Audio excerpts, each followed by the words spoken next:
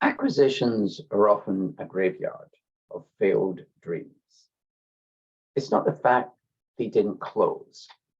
Closing the deal is often celebrated, and so it should. But I'm talking about beyond the deal, talking about the deals that close but never deliver the value forecast in the business case.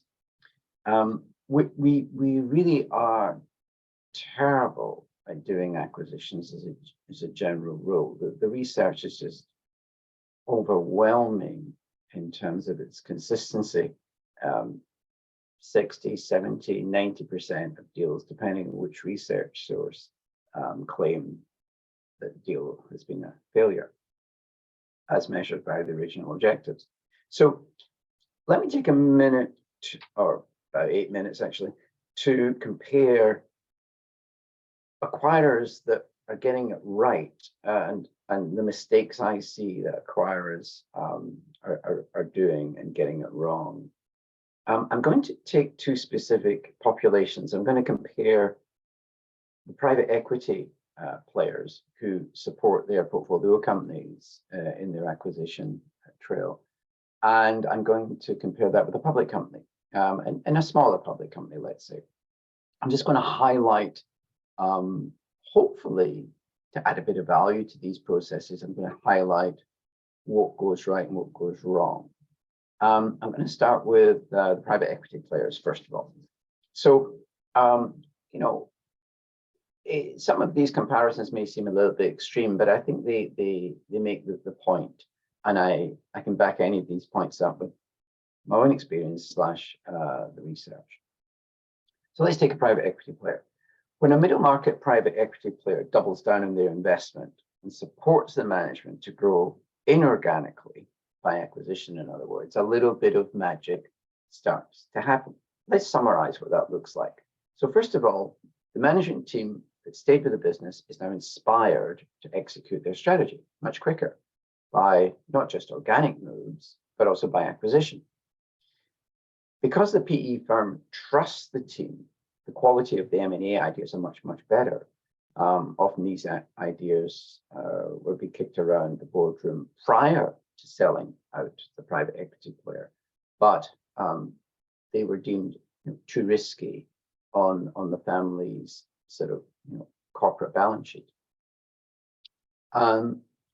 Because the PE firm recognizes the quality of the management team, they are more than happy to allow them to shine their operational competence into the acquisition process by evaluating targets, because they've got the knowledge of the sector in detail, and they know all the players and they know all the personalities. Additionally, to add to that, the private equity firms have their own skill set, analytical skills, financial skills, often market assessment skills that can collaborate symbiotically with the local team to execute the deal. So it's quite a combo. And also because the portfolio company management team know they have to run the business post-acquisition, they are laser-like focused on the post-acquisition integration plan. Can really say that about public companies. So these are the kind of things that I think stand out to me when I look at a private equity firm and how they approach acquisitions. They just lean on the local team who know the sector often better than the PE partners. The local team are smart. They can measure talent, systems, NPS, KPIs, competitive value propositions.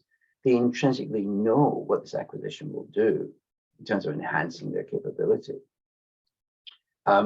Every aspect of the acquisition process, and we have a very strong acquisition process here, the portfolio partnership, but a classic process will involve assessing targets, of course, understanding the targets, calibrating that value, negotiating a most appropriate deal, inspiring the sellers to stay on, post-acquisition planning, and of course, making the deal a success.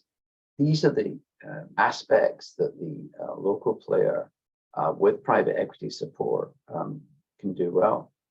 And remember, the management team selling out to a private equity firm will often retain a minority stake, and that could well be worth more than the original majority stake they sold out.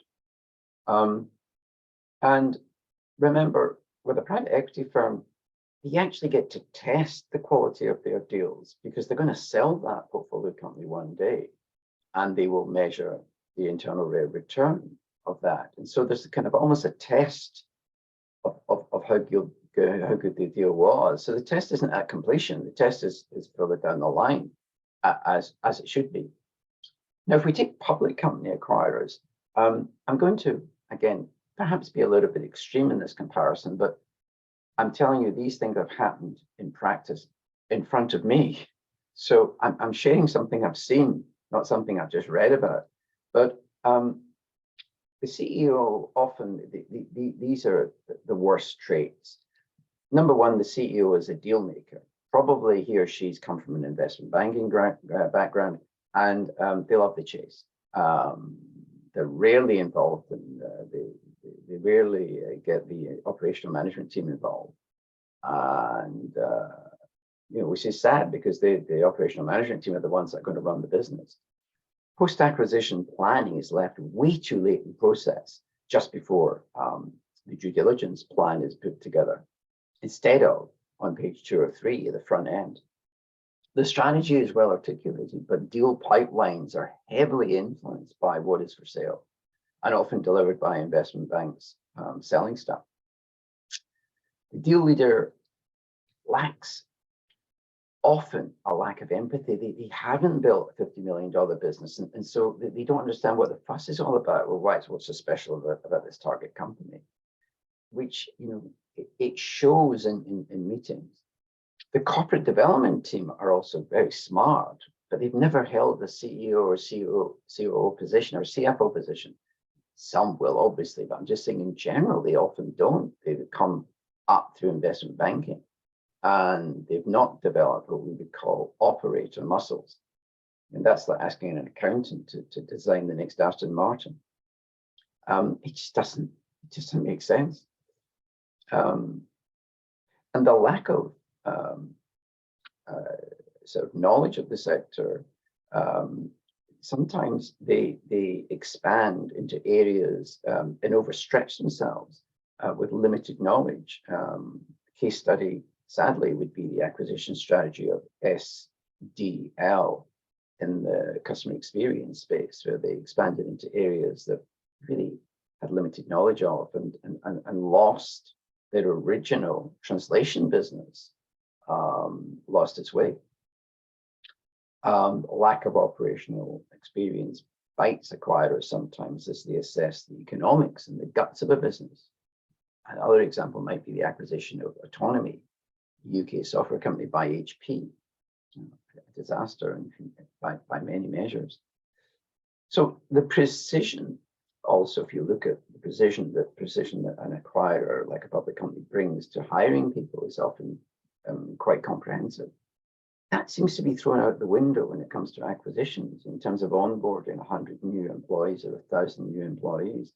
The assessment of culture is often rushed, it's chaotic, and it misses the point. And this would never be accepted in a formal interview process. The acquisition team is often missing the skill sets that are required in terms of probing and understanding the seller's dreams, the seller's drivers, and the seller's emotional kind of source code. Trust is often not developed with the sellers in the initial stages of the deal process, and this has a bad consequence in the final negotiations on price and structure, because without trust, many of the tools of negotiation are worthless. The post-acquisition plan is often never driven with that openness and collaboration in mind. Instead of work streams containing both members of both sides, there's a big brother kind of we know best mentality. And finally, probably the most damning consequence, unlike the PE illustration, public company HQ teams don't really throw themselves at helping divisional CEOs expand and build a much bigger business. They're often or too often left alone until, say, an annual strategic review when they expect some magic to happen. Again, compare that with private equity guys. So we need to get better at acquiring companies and successfully integrating them. There will always be risks, but deploying a rigorous playbook and driving process through an operator mindset, we can increase the odds of success. And it's that operator mindset that's the key, and the integration of each target is the key. So I hope that was helpful. And that's just a quick comparison. Check out our regular blog on the Portfolio Partnership website. Thanks for listening.